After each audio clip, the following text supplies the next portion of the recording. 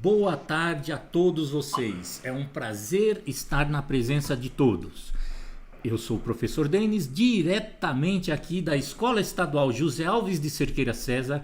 Estamos aqui na sala de leitura para mais um debate, mais uma palestra, mais uma discussão, mais uma informação para que todos possam acompanhar, se inteirar, contextualizar e entender, principalmente os nossos alunos, entender um pouquinho sobre como é que está o mundo, como estão as coisas, conhecendo pessoas do presente e do passado.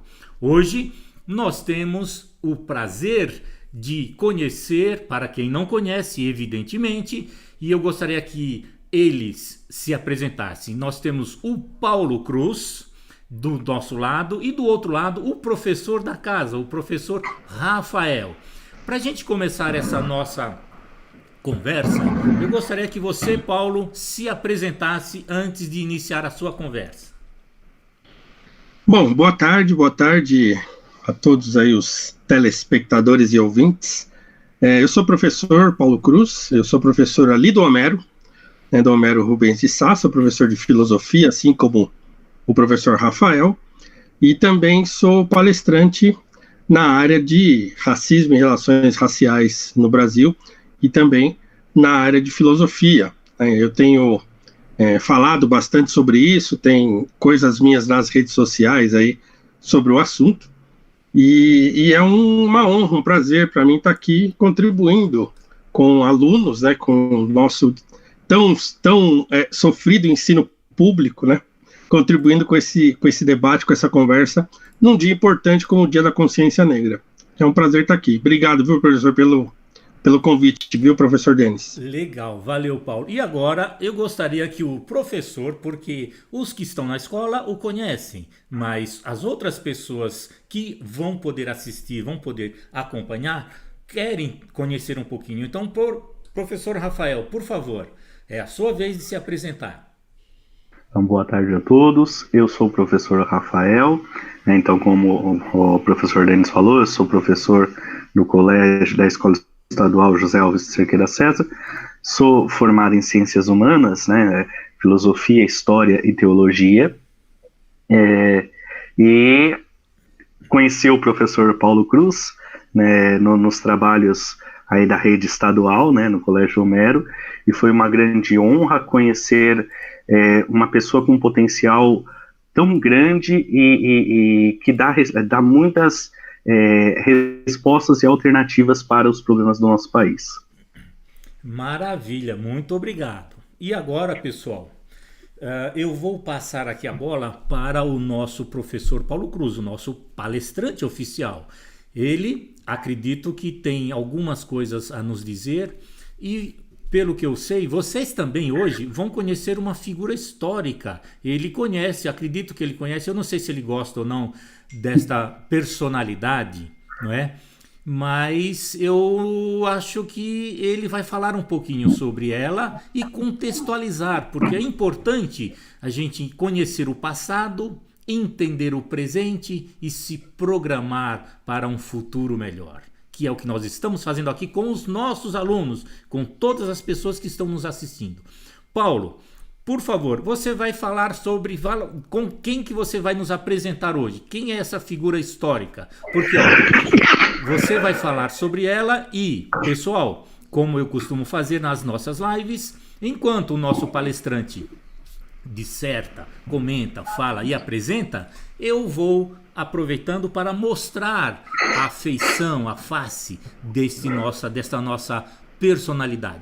Quem que você vai falar hoje, Paulo? A fala é sua, é a sua vez. Bom, obrigado. Eu vou falar sobre o André Rebouças, que é uma figura, uma figura brasileira, um personagem da história brasileira da mais alta relevância, e que infelizmente está meio esquecido assim dentro do contexto da história do Brasil, mas eu acho um personagem fundamental para nós entendermos os problemas que ainda enfrentamos em relação ao racismo, à discriminação e ao preconceito no Brasil. Então eu queria, a partir da história do Rebouças, traçar algumas ideias sobre como eu compreendo o problema digamos, racial brasileiro, como eu compreendo a situação dos negros na atualidade, né, e como eu vejo uma visão de superação desse problema, né, porque eu acho que a intenção de todos os brasileiros, digamos, de bem, ou brasileiros preocupados com o país, é tentar superar as nossas mais difíceis questões, e o racismo brasileiro é uma dessas difíceis questões, né? Então, assim, eu queria começar com o Rebouças, por quê? Primeiro porque ele é uma figura, do ponto de vista da sua história, extraordinária. Ele é uma pessoa um homem negro, que nasce num contexto de escravidão, né, e que se transforma num dos maiores engenheiros do país à época, né, e se transforma também num dos maiores intelectuais de seu tempo. Mas não dá para entender a história do André Rebouças se a gente não mencionar o seu pai, porque o seu pai vem antes dele, né, e de certo modo prepara o caminho para que o Rebouças se transforma em quem ele é, né? Então, o seu pai foi o deputado Antônio Pereira Rebouças. Ele nasceu em 1798, na Bahia, e um homem filho de escravos, né, de uma escrava liberta com um português. Então, cresceram numa situação de bastante humildade, né? Talvez eu não possa dizer pobreza no sentido muito literal, porque, na verdade, todo mundo era pobre na época, assim, né? Era difícil ter gente rica. Mas eles nasceram num contexto bastante humilde, e o pai do André Rebouças, o Antônio Pereira Rebouças, ele consegue um emprego, já na sua juventude, num cartório, né? E nesse cartório ele começa a estudar sozinho, estudar leis, estudar jurisprudência sozinho, pegando livros, pegando documentos, pegando, né, a legislação e estudando sozinho, sem fazer faculdade, sem nada. E ele, então, faz um requerimento para conseguir uma licença para ser advogado sem diploma, que era chamado de rábula na época. Então ele faz esse requerimento, obtém a licença para advogar lá na Bahia, e aí ele começa a advogar, então um advogado sem diploma, assim como foi o Luiz Gama, né, também muito famoso aqui de São Paulo. Então o Antônio Pereira Rebouças consegue um certo destaque lá na Bahia. Depois eles se mudam para o Rio de Janeiro, em 1854, se eu não estiver enganado, 50 e alguma coisa. O André e o seu irmão Antônio continuam os estudos lá no Rio, e aí eles entram para a escola de engenharia, e se formam em 1860, tanto o André quanto o seu irmão Antônio, que era, né, o Antônio filho, né? Eles se formam em engenharia em 1860 e aí fazem várias coisas. Assim, o Antônio, principalmente, né, que foi quem trabalhou mais diretamente nisso, tem uma estrada de ferro muito famosa no sul do país, que é aquela Curitiba-Paranaguá, se eu não estiver enganado, que é uma estrada de ferro muito, para a época, né, um dos feitos de engenharia mais notáveis da história brasileira. Tanto é que o Antônio é homenageado em cidade, rua, bairro. Então o nome Rebouças é muito conhecido no sul. Aqui em São Paulo também, com a Avenida Rebouças aqui, né? A Avenida Rebouças é em homenagem ao André. E no Rio de Janeiro tem o Túnel Rebouças também, que é homenagem ao André e ao Antônio. Tanto é que tem 2 bustos, né, de cada um deles na entrada do túnel. Então, quer dizer, são figuras, assim, importantes e notáveis da nossa história, e o André, claro, então, quer dizer, pegando da história do seu pai, um homem pobre que estuda, né, que se esforça, né, e pelo seu próprio esforço, consegue exercer a profissão de advogado, vai para o Rio, continua exercendo a profissão de advogado lá, se candidata, aí ele se torna deputado, também um deputado constituinte, inclusive, e depois ele se torna um dos conselheiros do imperador Dom Pedro II. Então, Dom Pedro II tinha lá um grupo de pessoas notáveis que eram seus conselheiros, né, que o aconselhavam em questões importantes da política brasileira. O Antônio Pereira Rebouças foi um desses conselheiros, né? Então, quer dizer, o André, de certo modo, ele já tem o caminho um pouco pavimentado pelo seu próprio pai, para ele poder estudar, para ele poder se desenvolver, né? Então, ele estuda lá numa escola particular, em 2 colégios particulares, na verdade, e aí ele se forma, hoje onde é a Academia das Agulhas Negras, lá no Rio de Janeiro, né? Bom, o Antônio e o André porque assim, quando você se formava em engenharia com notas, digamos assim, acima da média, né, com notas altas, existia lá uma lei que te permitia uma bolsa de estudos no exterior, fora do país, para você fazer um estágio lá, um intercâmbio, coisa e tal. O André e o Antônio não conseguem essa oportunidade, né? Depois ele vai registrar no seu diário que se tratou de um caso de preconceito, mas ainda assim o seu pai, né, dispôs de todo o dinheiro que ele tinha para oferecer essa viagem aos filhos.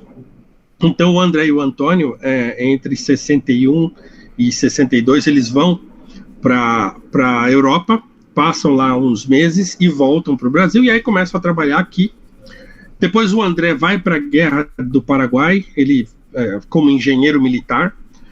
O Antônio morre cedo, né, morre ainda bem cedo, mas aí o André, depois de voltar da Guerra do Paraguai, depois de continuar trabalhando mais um pouco, ele vai para os Estados Unidos, fazer uma viagem para os Estados Unidos, e lá ele experimenta um tipo de racismo que não existia aqui, que era aquele racismo de segregação mesmo, né, de você não poder dormir em determinados hotéis, não poder tomar água em determinados bebedouros, não poder comer em determinados restaurantes. Isso choca demais, né? E ele volta para cá, então, e decide mergulhar a sua vida na abolição. Então, André se torna o mais notável dos abolicionistas, apesar de ser pouco evidenciado, né? Porque deram muita evidência em determinada época para a própria Princesa Isabel e depois também para o Joaquim Nabuco e tal, mas o Rebouças, na verdade, foi o maior dos abolicionistas.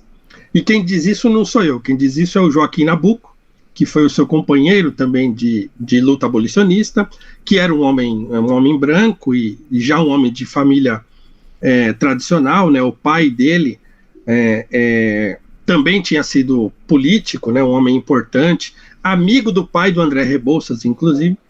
E aí o Rebouças e o André, o Nabuco e o André foram muito amigos.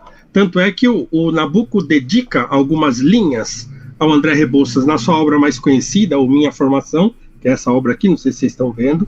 Então eu queria ler um pedacinho aqui do Minha Formação para vocês entenderem o tamanho que foi o André Rebouças para a causa da abolição no Brasil. Então, quer dizer, não são palavras minhas, são de alguém que viveu a época, que esteve com o André na luta e que via nele a figura que está descrita aqui nesse trecho do Minha Formação. Então preste atenção, por favor, olha só. De todos, aquele com quem mais intimamente vivi, com quem estabeleci uma verdadeira comunhão de sentimento, foi André Rebouças. Nossa amizade foi por muito tempo a fusão de duas vidas em um só pensamento, a emancipação. Rebouças encarnou, como nenhum outro de nós, o espírito anti-escravagista, o espírito inteiro, sistemático, absoluto, sacrificando tudo, sem exceção, que lhe fosse contrário ou suspeito, não se contentando de tomar a questão por um só lado, olhando-a por todos, triangulando-a, por assim dizer, era essa uma das suas expressões favoritas, socialmente, moralmente e economicamente. Ele não tinha para o público nem a palavra, nem o estilo, e nem a ação. Dir-se-ia assim que um movimento dirigido por oradores, jornalistas, agitadores populares, não lhe podia caber papel algum saliente. No entanto, ele teve o mais belo de todos, e calculado por medidas estritamente interiores, psicológicas, o maior, o papel primário, ainda que oculto, do motor da inspiração que se repartia por todos. Então, esse foi o André Rebouças na visão do Joaquim Nabuco. Então, quer dizer, ele era um homem, não era um homem de palanque como o José do Patrocínio, por exemplo, que era um jornalista muito expansivo, né? E que tinha uma retórica muito inflamada. O próprio Nabuco, Joaquim Nabuco, que era um político experiente, né? O André era um homem contido, né? No entanto, como diz o próprio Nabuco, ninguém teria feito o que fez, né? A abolição não teria sido como foi se não fosse o André. Ele estava por trás de todos os movimentos, ele estava por trás de todos os documentos, de todas as leis, desde a lei do ventre livre, né? Então, ele é um homem que se doou por inteiro à causa da abolição. Tinha um projeto para o Brasil de reforma agrária e de inserção dos ex-escravos na sociedade brasileira pós-escravidão. Mas, infelizmente, né, quando acontece a abolição, aliás, ele era muito amigo de Dom Pedro II e da princesa Isabel, né, da família imperial. Mas, depois da abolição, o caldo entornou, como se diz por aí, né? Por quê? Porque os republicanos começaram a lutar para tomar o poder. Então, a discussão política da abolição até o golpe republicano, né, com a proclamação da República, foi um período muito conturbado politicamente, em que os ex-escravos ficaram, digamos assim, em segundo plano, e até que os republicanos conseguissem depor a monarquia e expulsar a família imperial do Brasil. E o André Rebouças, na ocasião, foi embora junto com eles. Ele falou, eu não fico no Brasil. Então ele foi embora no mesmo navio, junto com a família imperial. Ele viveu por um tempo, ficou em Portugal, depois ele foi para Funchal, foi para Cannes, e aí ele vai parar em Angola. Ele resolve ir para Angola, porque lá tinha muito problema ainda de escravidão. Ele tenta ajudar lá em Angola, também não consegue. Vai parar em Funchal, na Ilha da Madeira, e lá ele morre, em 1898, se eu não estiver errado, 98, 99.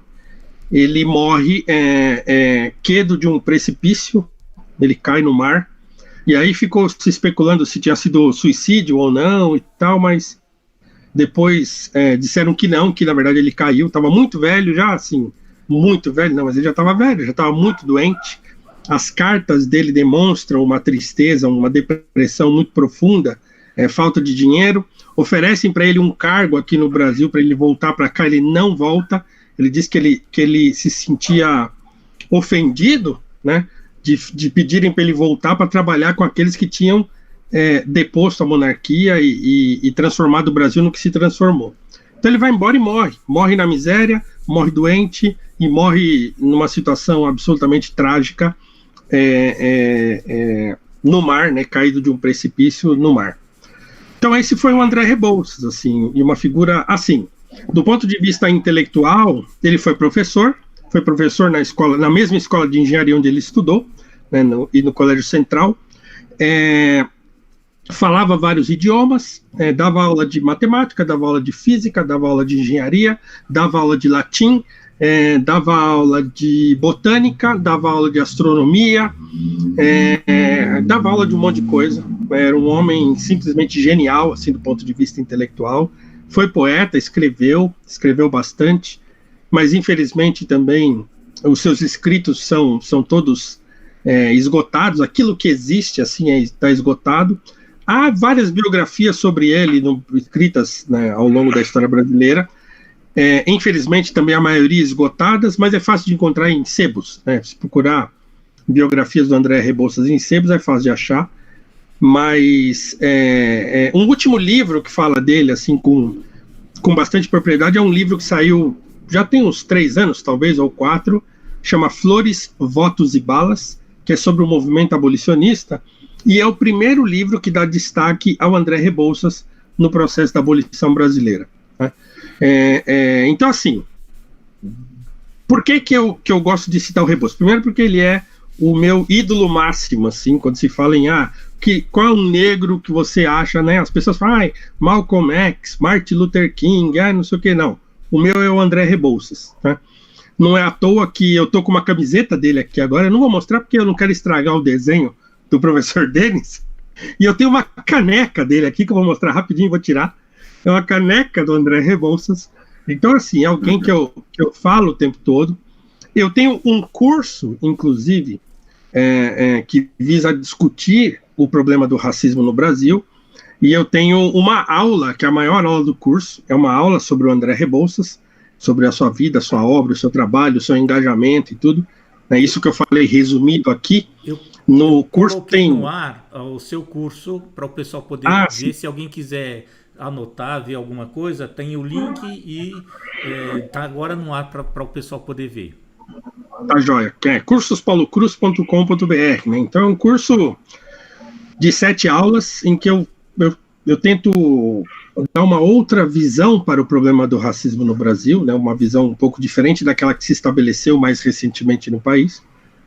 E eu faço isso também através de figuras históricas importantes, em destaque o André Rebouças, que é a maior aula que tem no curso. Tem também a aula sobre Ernesto Carneiro Ribeiro, que foi um professor, também assim como nós, um professor importantíssimo, que foi professor de Rui Barbosa, de Clóvis Bevilacqua, de Tobias Barreto, do Castro Alves, e de mais um monte de gente que se notabilizou na história brasileira. Então, um homem negro, um professor lá da Bahia, em que foi professor e médico também, médico que larga a medicina para ser professor.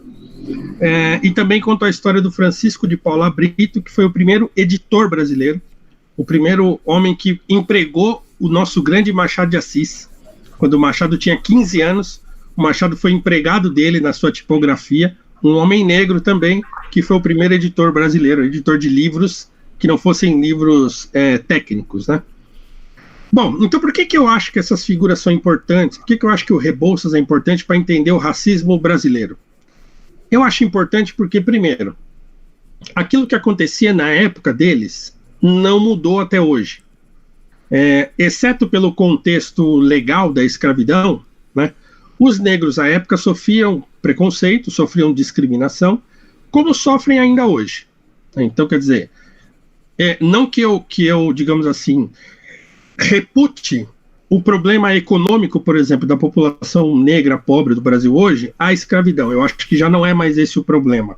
Depois de mais de 130 anos, muitas coisas poderiam ter sido feitas para minimizar o problema social e econômico brasileiro, e não foi feito. Então, quer dizer, eu não posso jogar a culpa lá longe da escravidão, sendo que várias pessoas vários políticos e vários governos poderiam ter feito alguma coisa e não fizeram, ou fizeram muito pouco. No entanto, o contexto do preconceito era presente naquela época e é presente ainda hoje, do preconceito de cor, né, da discriminação pela cor e do racismo propriamente dito. E a proposta do Rebouças, por exemplo, e a proposta dos abolicionistas de maneira geral, era que o negro brasileiro, no pós-abolição, precisaria se inserir na sociedade.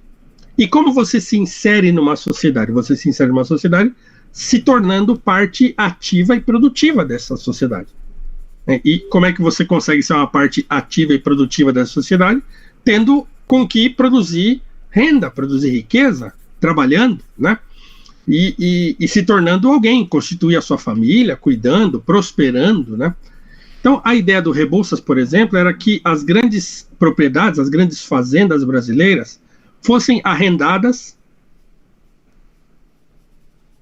aos ex-escravos, né, em propriedades menores, e essas propriedades menores fossem usadas para produção em cadeia.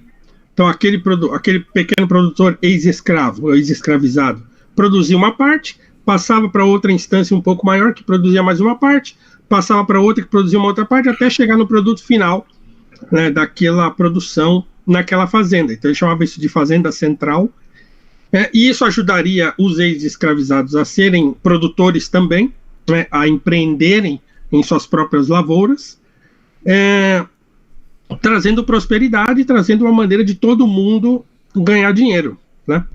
Então esse era o projeto do Rebouças para um dos projetos do Rebouças. Tinha projetos de indenização, tinha um monte de coisa acontecendo ao mesmo tempo, que ficou esquecida por conta dessa briga política que antecedeu o golpe republicano e a proclamação da República, né? Então eu acho que o problema é o mesmo ainda hoje. Eu acho que nós precisamos superar essa marginalização que ocorreu com a população negra, principalmente após a proclamação da República, porque no finalzinho do século XIX chegaram aqui ideias eugenistas, né? Ideias que vinham da Europa e que separavam as pessoas não só em raças, mas separavam em raças, digamos assim, mais ou menos evoluídas, do ponto de vista existencial mesmo, né? Então, alguns cientistas médicos da época, eles começaram a propagar essas ideias eugenistas no Brasil, e então se instaurou um tipo de preconceito aqui no Brasil que enxerga o negro como subalterno. Então, ainda hoje a gente tem muito dessa visão. Então, quer dizer, todo mundo que está nos assistindo aqui, sendo adolescentes ou adultos, tal, todo mundo já passou por isso, né? De você, sei lá, ver um negro no shopping, de terno preto, né, camisa branca, gravata preta, achar que ele é o segurança, né? Se você tiver com uma dúvida qualquer, você tem você olha, vou lá perguntar para o segurança, chega lá, não é. Ou é. Então, assim, há uma visão mais ou menos comum na nossa cultura que vê o negro como subalterno. Se você vê um negro, por exemplo, num restaurante chique ou num carro muito chique, muito caro, você já pensa logo, que jogador de futebol que é esse? Né? Então, a gente tem esse modo de associar o negro em situações de subalternidade. Isso, para muita gente, é considerado racismo. Eu tenho eu tenho ponderado um pouco isso, porque eu acho que a gente categorizar isso como racismo digamos assim, imputar um crime a pessoas que às vezes não estão querendo cometer aquele crime, né? Um crime involuntário seria. Porque o que acontece é que é uma coisa, como diz o próprio Nabucco diz isso no seu livro O Abolicionismo, ele fala, olha, a escravidão fossilizou na nossa mentalidade a escravidão, né? A ideia do negro como escravo, como subalterno. Em todas as nossas instâncias sociais, a visão que a gente tem é essa.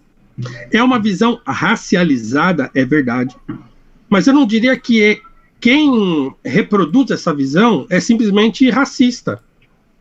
Porque, para mim, o racismo é um ato consciente. O racista sabe que é racista. E a gente pode usar um exemplo recentíssimo daquele rapaz que num condomínio aqui no interior de São Paulo foi entregar comida lá e ele foi ofendido, né? Ele nem era assim negro, assim preto como eu, escuro, mas o homem que o ofendeu por conta da sua cor, falando, olha, você nunca vai ter isso aqui, ó, nunca vai morar nessa casa porque você é preto e não sei o quê. Então, aquilo é racismo para mim.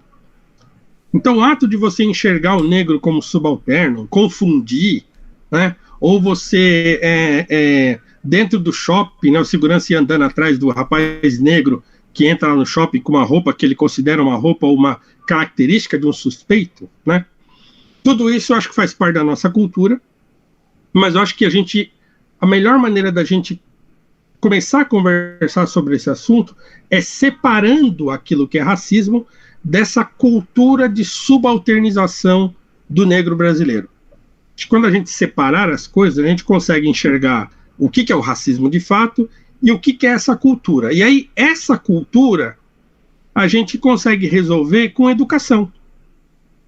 Educando as crianças, levando o André Rebouças para a escola, né, levando o José do Patrocínio, levando o Ernesto Carneiro Ribeiro, levando Paula Brito, levando Tobias Barreto, levando Teodoro Sampaio, levando as inúmeras figuras negras que surgiram no Brasil, e mostrando para as nossas crianças e para os nossos jovens que o negro tem um papel importante na sociedade brasileira para muito além da escravidão.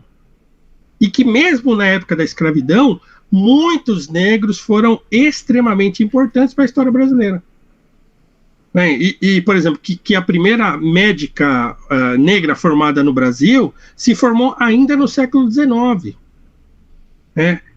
Qual é o nome dela? Maria Amélia Cavalcante de Albuquerque. Que era uma mestiça, não era também escura como eu, mas era mestiça, né? Filha do primeiro, neta do primeiro médico negro do Brasil. Então é assim, a gente precisa conversar sobre o assunto. O problema é que, atualmente, o que acontece? A pauta racial, digamos, brasileira, o problema do racismo no Brasil está politizado como tudo está. Então nós transformamos o assunto racismo em mais uma pauta política, né? E não uma pauta de educação, e não uma pauta social de maneira mais geral, mas se tornou uma bandeira política. Então, grupos políticos se sentem donos dessa pauta, e você, se você quiser falar sobre o assunto, você precisa se encaixar dentro da maneira como esses grupos políticos enxergam o problema. Senão você está fora. Eu, por exemplo, estou fora, porque ouso pensar um pouco diferente daquilo que está estabelecido, digamos assim. Então, eu acho que a melhor maneira da gente superar o problema, ou pelo menos equalizar ele de uma maneira melhor, é separando isso. Separando o que é racismo daquilo que eu chamo de cultura de subalternização do negro e que atinge todo mundo. E o que muitas pessoas hoje chamam de racismo estrutural. Eu tenho uma dificuldade com esse termo, que é uma dificuldade filosófica, de fundamento filosófico do conceito. O que é estrutura, o racismo é o quê, e que tipo de estrutura são essas, como é que a gente enxerga isso dentro da estrutura e tal. Então, tudo isso precisa ser discutido para a gente chegar à conclusão. Então, para encerrar a minha primeira fala, já me alonguei muito, eu acho que a gente precisa separar isso.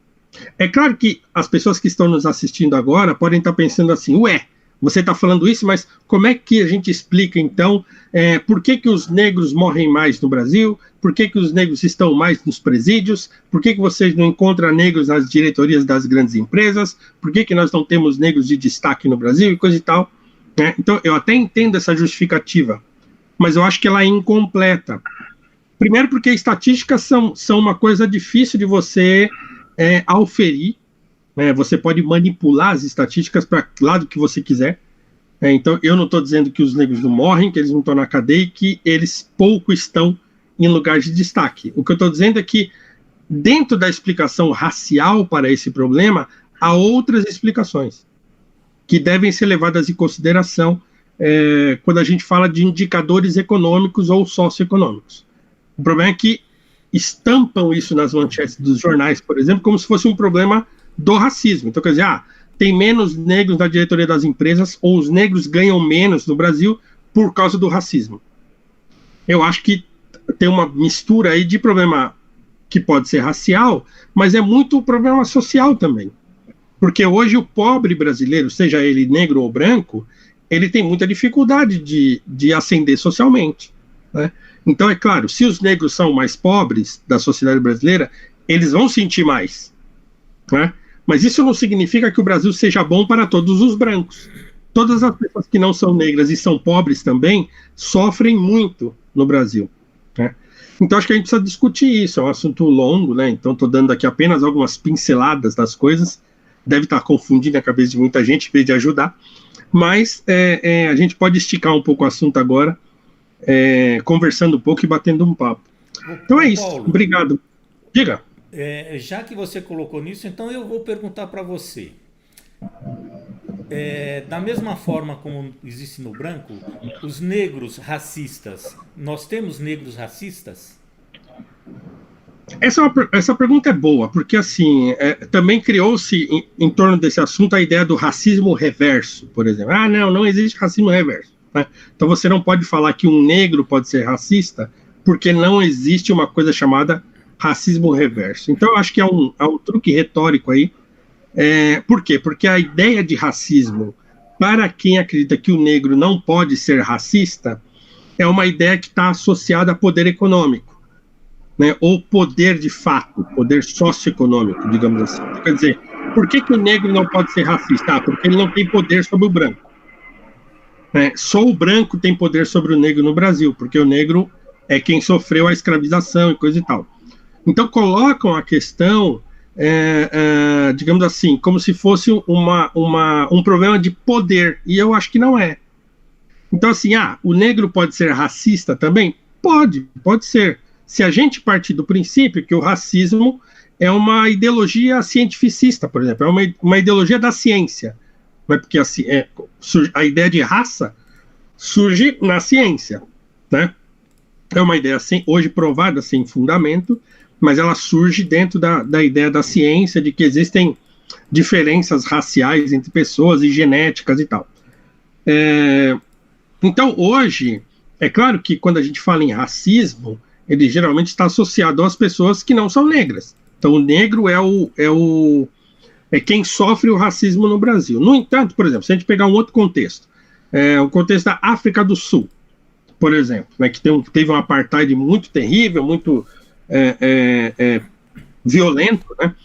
E atualmente, por exemplo, já existem grupos políticos lá na África do Sul que pregam a escravização dos brancos, por exemplo. Que pregam a morte dos brancos, publicamente.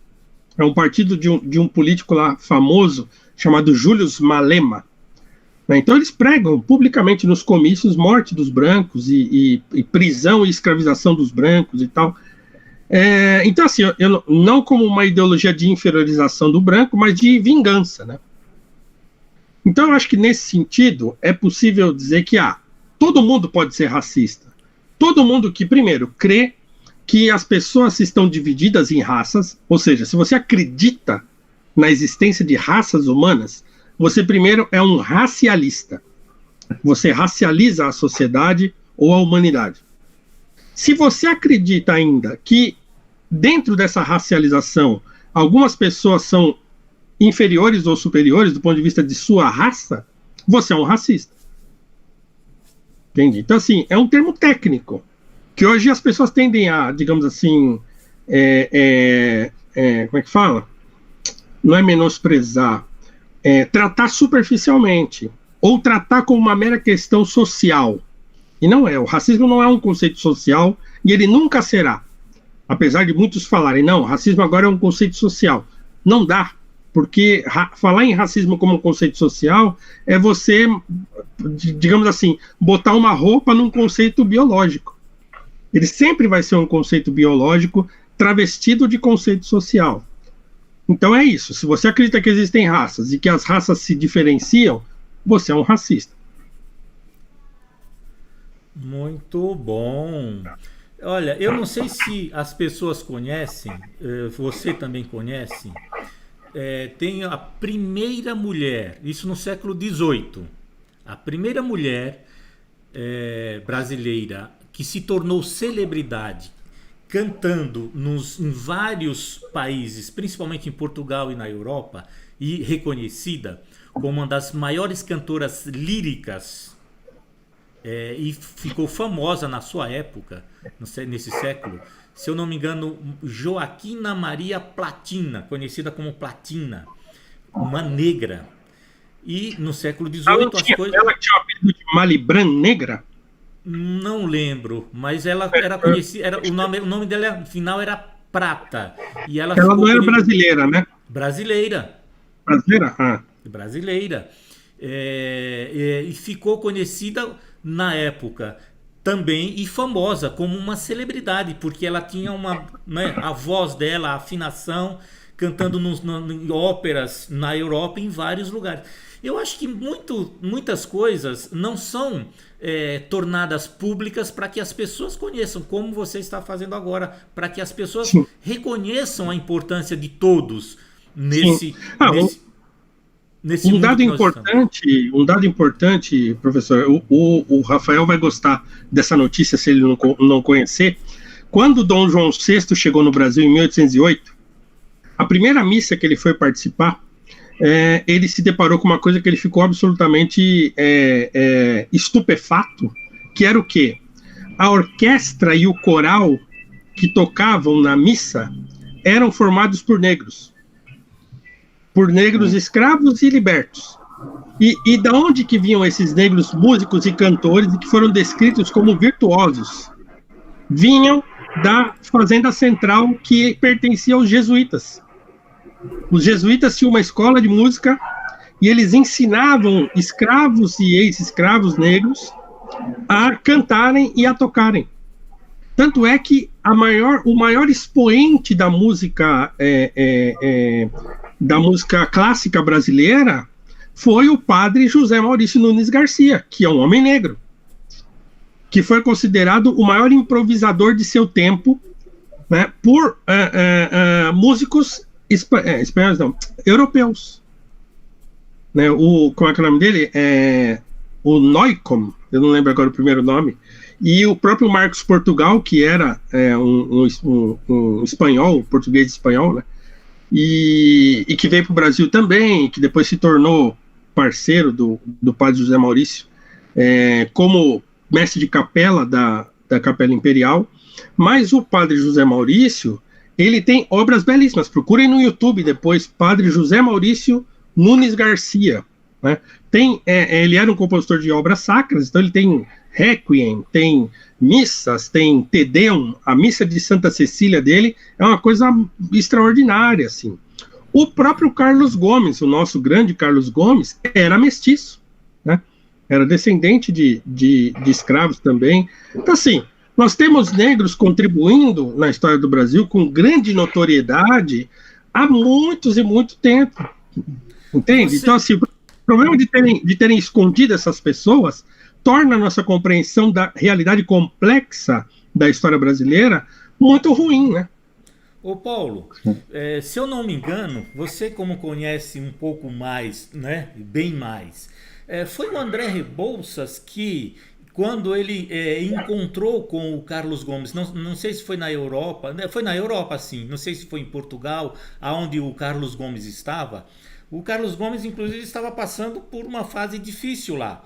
Não tinha muita remuneração e foi se eu não me engano, foi o André que escreveu para o Brasil, para o Dom Pedro, que já que o André era amigo do Dom Pedro, e os dois eram, para que ele ajudasse.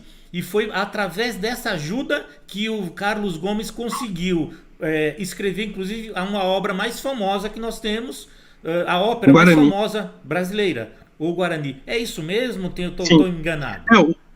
Sim, o André Rebouças não só era amigo do pessoal, do Carlos Gomes, como era padrinho do seu filho, né? Quem intercedia muito pelo Carlos Gomes era o André mesmo.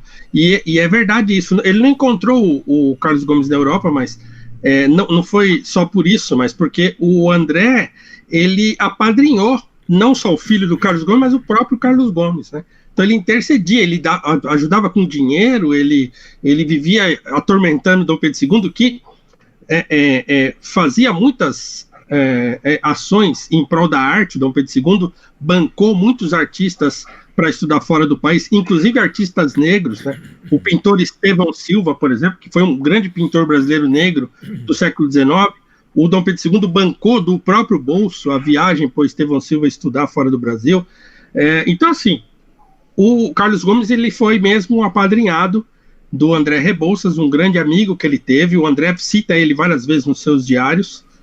E ele também foi padrinho do filho do Carlos Gomes. É verdade, é isso aí. Outra curiosidade, num baile lá na corte, lá onde a elite estava presente, um acontecimento com o André, que Sim. Foi esse acontecimento que fez com que ele depois dançasse com a nossa querida princesa Isabel. O que aconteceu nesse baile aí? Você lembra alguma coisa do que aconteceu? Sim. Eu não me lembro, mas eu tenho informação.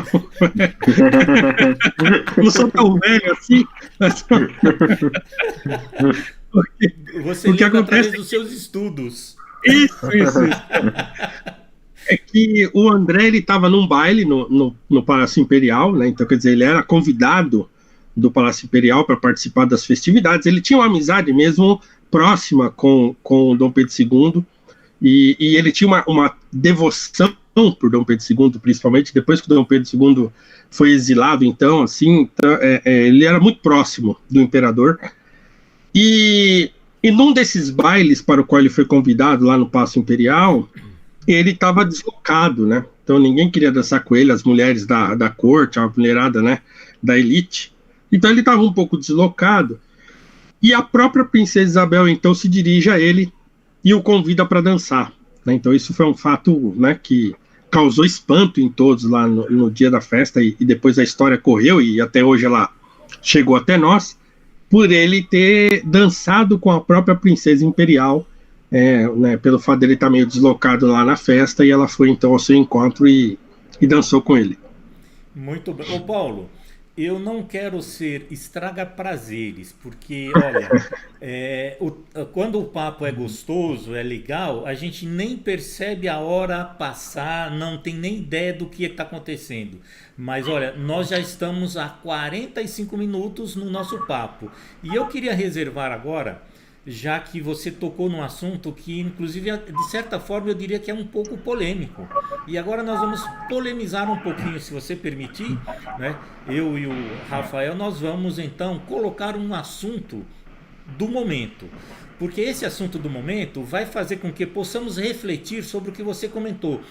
O racismo, Sim. porque nas escolas a gente não tem uma informação, porque também o tempo não dá por causa do número muito grande, né, de conteúdo que precisam ser passados, mas entender, na verdade, porque a gente vê pessoas reclamando, entrando com ação na justiça por problemas de racismo, que nem sempre o problema é racismo, o problema é outro.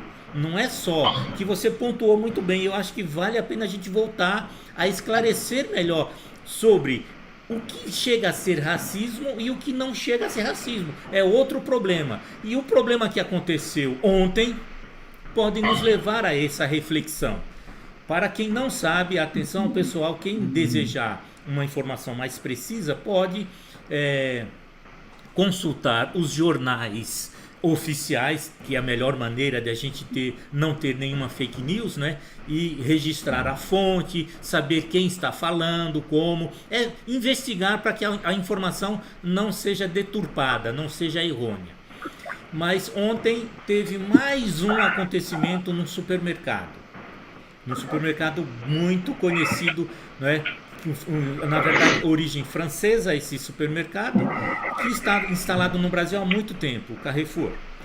Lá, você quer contar essa história? Você conhece, eu acho que você deve estar sabendo sobre o que aconteceu. Eu vou deixar que você conte primeiro, contextualize o que aconteceu, para depois refletirmos e falarmos sobre o assunto.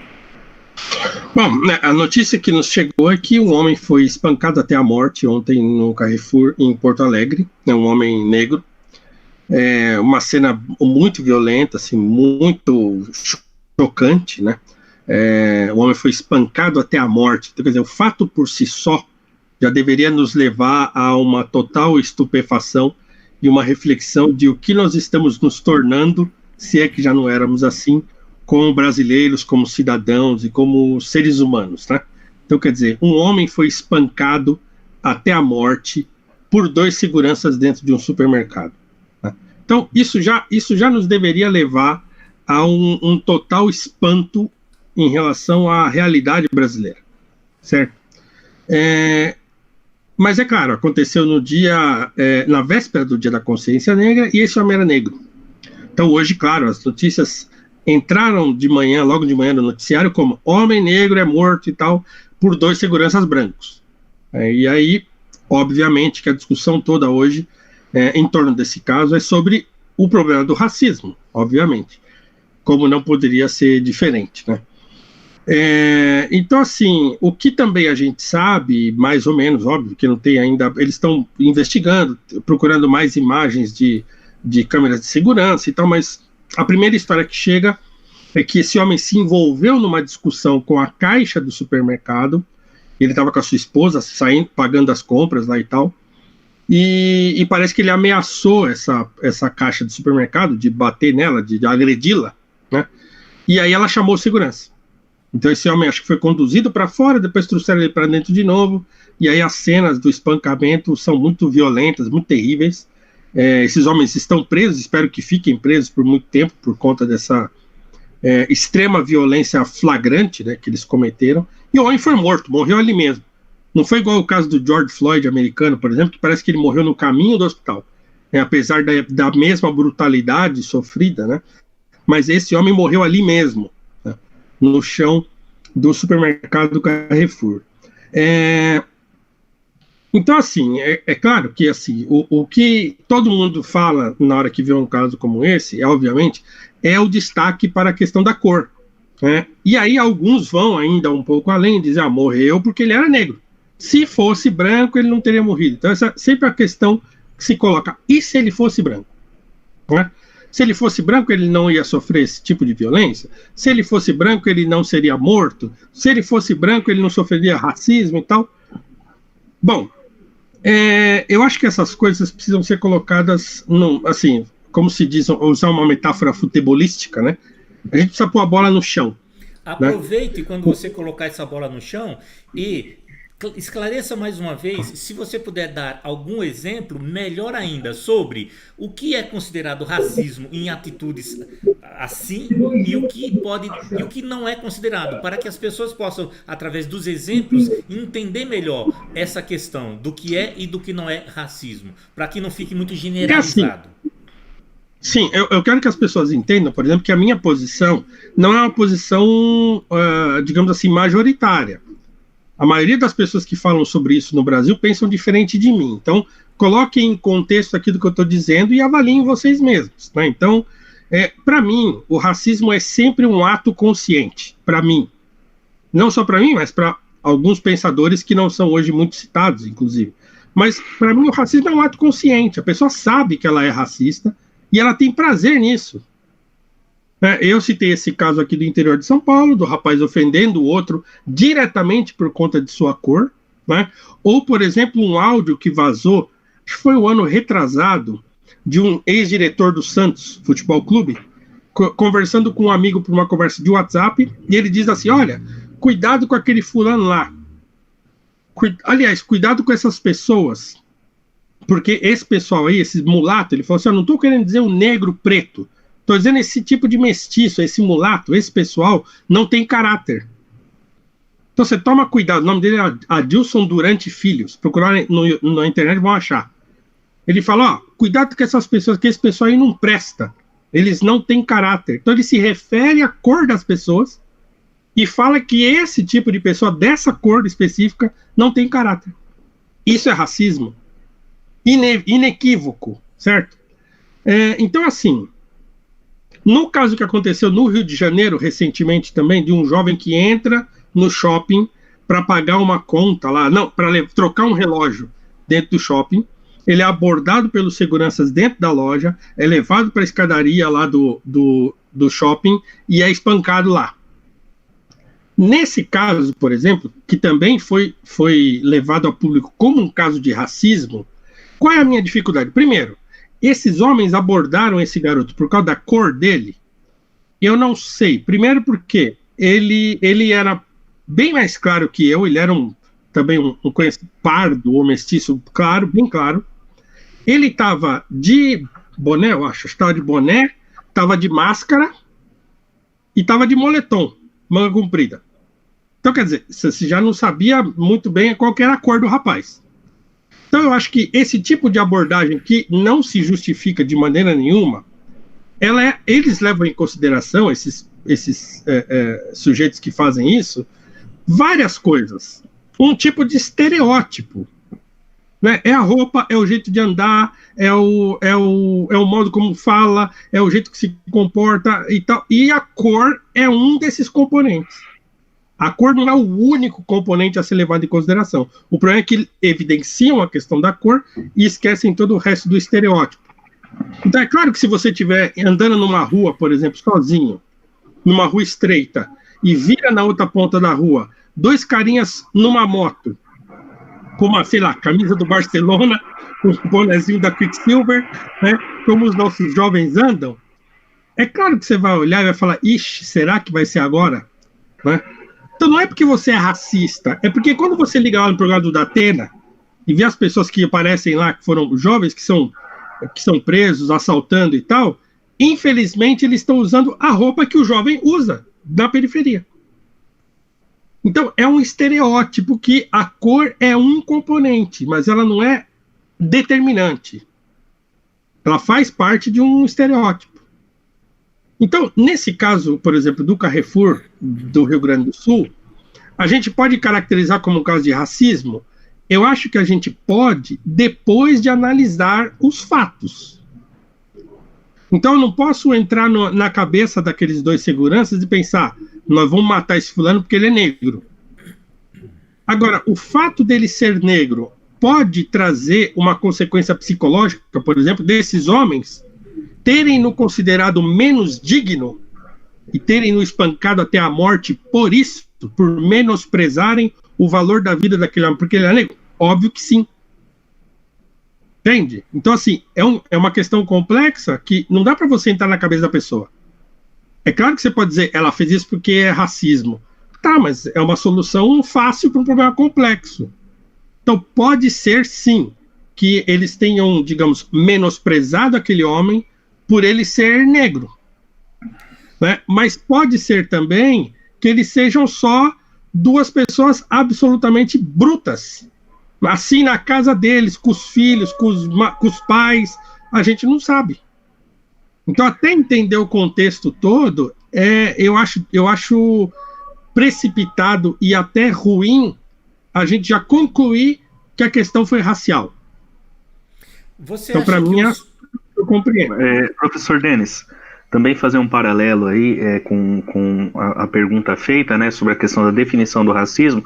Também quero lembrar que essa definição do racismo, ele é muito trabalhado no currículo paulista, né, não querendo ser corporativista, mas também fazendo uma ligação com a nossa educação, que ao meu ver, eu sempre comentei com o professor Paulo, né, nós ainda estamos aprendendo a lidar com esse currículo, né, assim, embora ele já esteja aí há quase 10 anos, né, que se formulou um currículo, né, mesmo assim, nós ainda não aprendemos a lidar e fazer uma interdisciplinaridade com ele, né. No contexto de sociologia, nas ciências humanas, trabalha-se esse conceito com o sociólogo Briand, né? O Briand, ele diz exatamente isso que o professor Paulo Cruz está falando, né? Sobre a questão do racismo, né? Então, a questão do racismo é aquilo que se define como raças, né? Então, como se fosse outras espécies de animais, né? Só que depois da criação da genética, né? Do aperfeiçoamento da genética, ficou mais evidente ainda que com o ser humano isso não funciona. Né, com o ser humano, a diferença genética o percentual é muito pequeno para falar que nós temos raças humanas, né?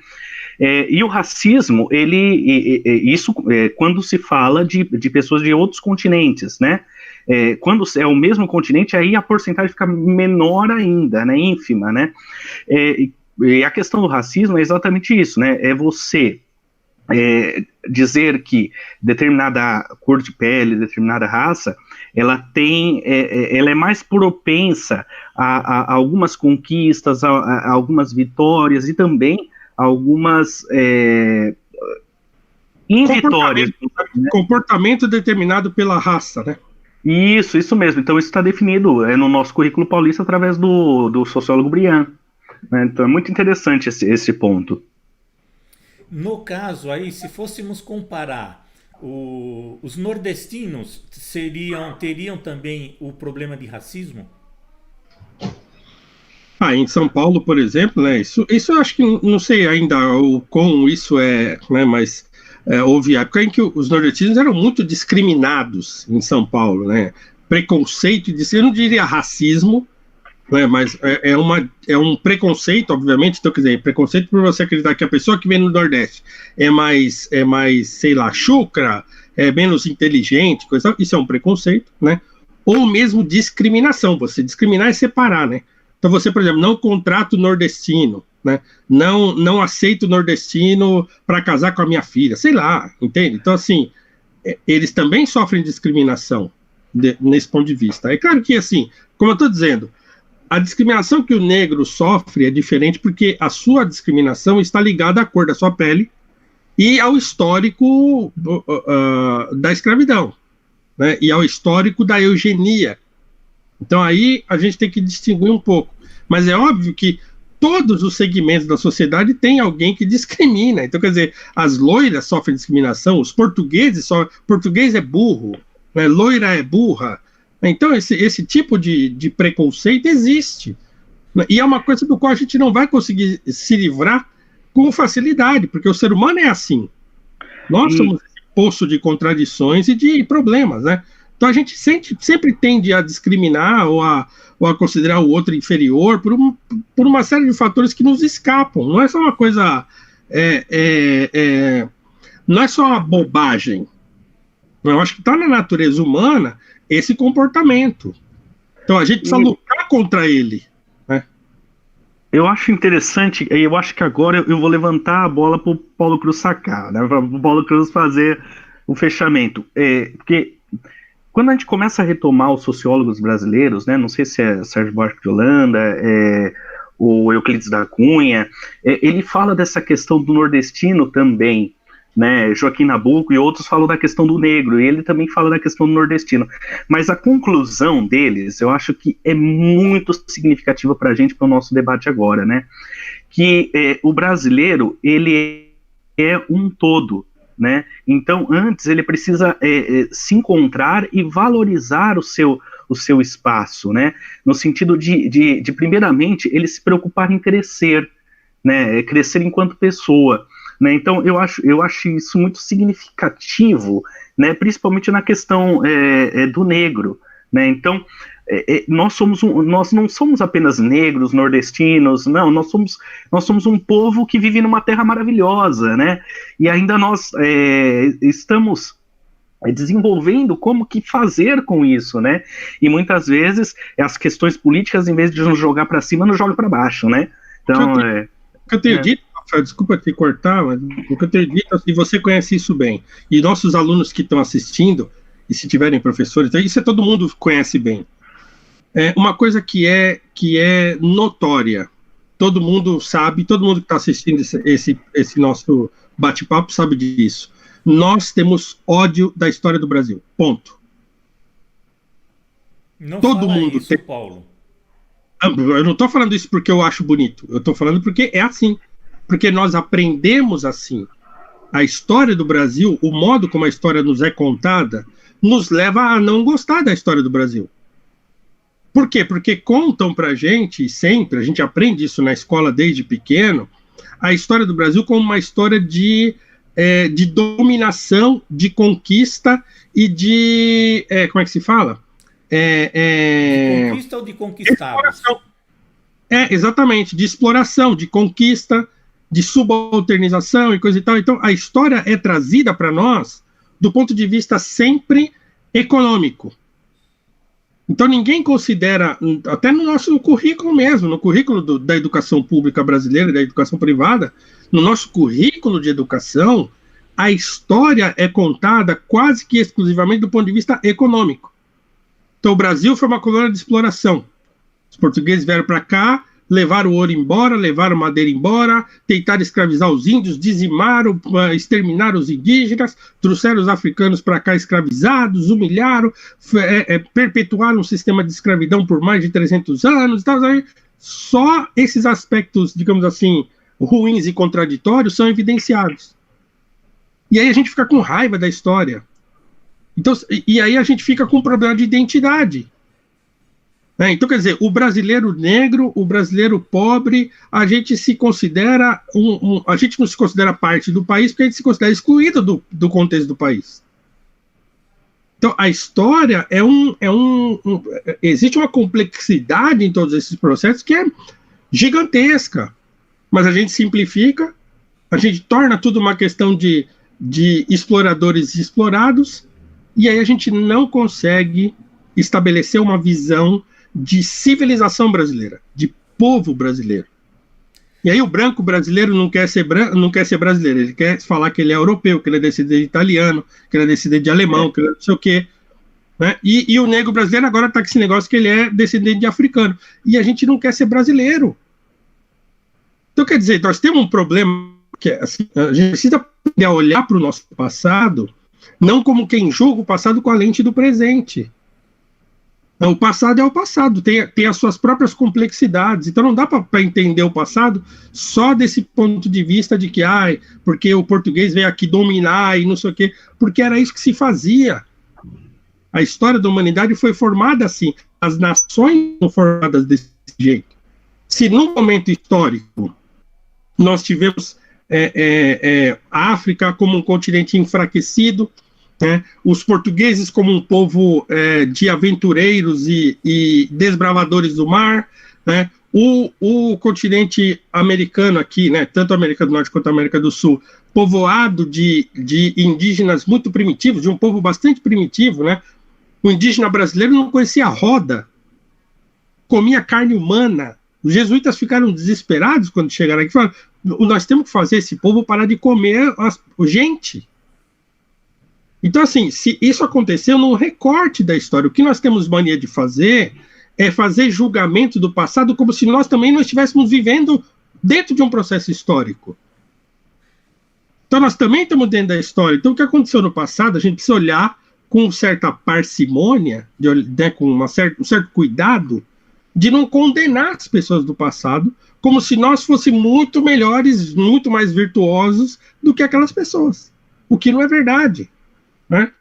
Então compreender a história dentro dessa complexidade de coisas ruins, mas também de coisas boas, é muito importante para construir uma ideia de ser brasileiro, de ser um povo, da gente passar a se amar e não assassinar o outro dentro do mercado espancado.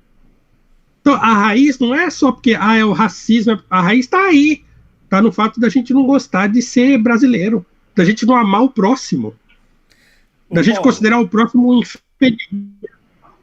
Mas nesse contexto que você colocou, você está jogando como se a culpa fosse do povo, das pessoas. Nós temos que lembrar que, por exemplo, as coisas que são, como dizem como gostam de falar os historiadores e os professores de história, né? A história é contada pelos vencedores. Então, eu diria então, esse negócio de colocar as coisas como elas estão hoje, por exemplo, você citou que hoje a moda agora é dizer que você não é brasileiro negro, você é afrodescendente. Mas essas colocações são feitas por quem está no comando. São colocadas por quem tem um pouco mais de poder de pontuar determinadas coisas. E o povo fica à margem desses rótulos. Isso precisa ser colocado também. Não é a culpa só do povo que está aí. Sim, mas é lógico. Mas quem construiu a historiografia, obviamente, foi quem tem condições de impor a sua narrativa, digamos assim. Mas o fato é que se você olhar, por exemplo, se você pega um livro de história do Brasil do século XVII, você vai encontrar um tipo de narrativa. Se você pegar um do século XX, você vai pegar outro. Entende? Então, inclusive, a narrativa do século XX desqualifica a narrativa do século XVII, por exemplo. Aquilo lá era a história contada pelos colonizadores, pelos opressores, então não vale. O que não é verdade. As coisas precisam ser... A gente precisa juntar os conhecimentos e não excluí-los, e não segregá-los, né? E não pensar que aquele sujeito que estava aqui, sei lá, o Francisco Adolfo de Varnhagen, que escreveu uma história do Brasil, que ele estava escrevendo aquilo da perspectiva do colonizador. Meu Deus do céu, por que eu estou rotulando o sujeito? Então, a minha preocupação é exatamente essa, é a gente tornar a compreensão da história mais plural e não restrita, né? E não como quem julga sempre a história de um ponto de vista de superioridade cronológica, entende? Porque nós estamos no século XXI, nós sabemos mais do que quem estava no século XVII. Não sei. Entende? Então é só por isso. A gente precisa encontrar um equilíbrio no modo como a gente entende a história brasileira, para a gente, claro, não esquecer os problemas, mas também não esquecer as coisas que são, de certo modo, virtuosas desse processo todo. Porque não teve só coisa ruim, teve coisa boa também, né? Tá certo, muito bom. Olha, nosso tempo está realmente já no limite. Eu vou colocar um ponto para vocês dois, para você, Rafael, e para você, Paulo. Porque não podemos esquecer que nesta semana, que principalmente hoje, culminando no Dia da Consciência Negra, eu quero que vocês comentem, eu quero que vocês falem o seguinte: nós estamos também transmitindo basicamente para alunos que estão em processo de formação. Qual é o papel da escola, do professor? Qual é o papel, principalmente da escola e dos professores, neste momento que nós estamos, para que a discussão evolua, para que as coisas realmente alcancem um pouco mais de humanidade, para que as coisas melhorem? Qual é o papel da escola nesse contexto que nós estamos? Eu acho que o papel é fundamental, né? Fundamental, a escola é fundamental nisso. O que eu acho que a escola precisa fazer é tentar pluralizar a discussão. Da maneira que eu vejo, a discussão está muito fechada. Então, ampliar um pouco o olhar sobre essa discussão, que é tão importante, eu acho fundamental. ajudar os alunos a compreender o problema e não impor a ele uma visão, por exemplo. Então, tentar trazer o problema como um problema que a gente precisa compreender, e não como uma coisa que você precisa enfiar na cabeça dele. Então, assim, eu acho importante a gente tentar ampliar a discussão e, sobretudo, uma coisa que eu acho fundamental, repito, é ampliar a visibilidade, por exemplo, de pessoas importantes da história brasileira que foram negras e que tiveram destaque e que tiveram importância fundamental na construção do país. Para a gente deixar essa visão do negro como subalterno, né, para a gente, digamos assim, nutrir o imaginário das próximas gerações desse conhecimento mais amplo a respeito da sociedade brasileira, de que negros tiveram um papel importante em toda a história brasileira, e não só agora, e não só no 20 de novembro, e não só porque agora tem cota e faz faculdade, não. Os negros sempre exerceram um papel importante na história brasileira, e esse papel deve ser destacado para que os negros também façam parte da sociedade brasileira como cidadãos brasileiros, e não só como aqueles que foram escravos. Eu acho que é isso, ampliar mais o debate, tornar o debate mais plural e as discussões mais frutíferas no sentido de encontrar um caminho de saída do problema. Rafael. Eu me encontro nas palavras do professor Paulo Cruz, né, e quando eu escuto ele falando sobre o Rebouças, né, eu me vejo assim, olhando um álbum de retratos, né, as fotos que a gente traz em casa, né? Por que a gente tem as fotos em casa, né? A gente tem as fotos em casa para encontrar força, muitas vezes para continuar. Referência. Né? Nas fotos a gente se encontra, a gente fala, caramba, como eu amava nesse período, né? Como aquela vontade inflama novamente e me dá forças para continuar. E muitas vezes também eu olho aquelas fotos e falo, opa, isso daqui eu não quero mais, eu quero outra coisa, né? Mas acaba sendo uma referência daquilo que foi vivido, foi experienciado e para motivar para a vida, né? E o André Rebouças, né, me chamou muito a atenção porque ele é um símbolo de protagonismo, né? Exatamente. E isso se fala muito, né? Então, é um homem. Alguns vão falar, não, mas ele era de uma família que tinha condições para, independente se for uma família abastada ou se não for, né? A pessoa é convidada a transformar as realidades onde ele está. E pode ver que quando o Rebouças ele sai do Brasil, né? Me chamou muita atenção que eu ainda não tinha ouvido isso, né? Ele não para. Parece que algo impulsiona ele. Exatamente. E isso é o amor, isso é o protagonismo, né? Então, assim, é um dos pilares da PEI, né? Da nossa escola, né? Então, eu acredito que ele traz essa novidade e essa marca, né? Se nós queremos mudar o mundo, talvez nós precisamos contar com o empreendedorismo e protagonismo, que por foi o fio condutor da vida do Rebouças, né? Sim, sim. Isso que me chamou muita atenção. Referência, né? Então eu estou falando tudo isso porque eu acho que os nossos jovens, os jovens da periferia, os jovens negros, precisam de referências. Como diz a música do Racionais, eles se espelham em quem está mais perto. Se quem estiver mais perto do nosso jovem é o traficante, é o vagabundo que não faz nada, é o não sei o que, é o homem que bate na mulher, é o não sei o que lá, é a droga e tal, é nisso que ele vai, é a única coisa que ele vai ter por perto. Se ele tiver por perto dele, mesmo que ele não tenha perto dele referências vivas de pai, de mãe, sei lá do que, ele é um jovem negro da periferia, ele saber que existiu um Rebouças, porque assim, o Rebouças tinha uma melhor condição, mas é o que eu falei, o pai dele era filho de uma escrava liberta, veio do nada, entende?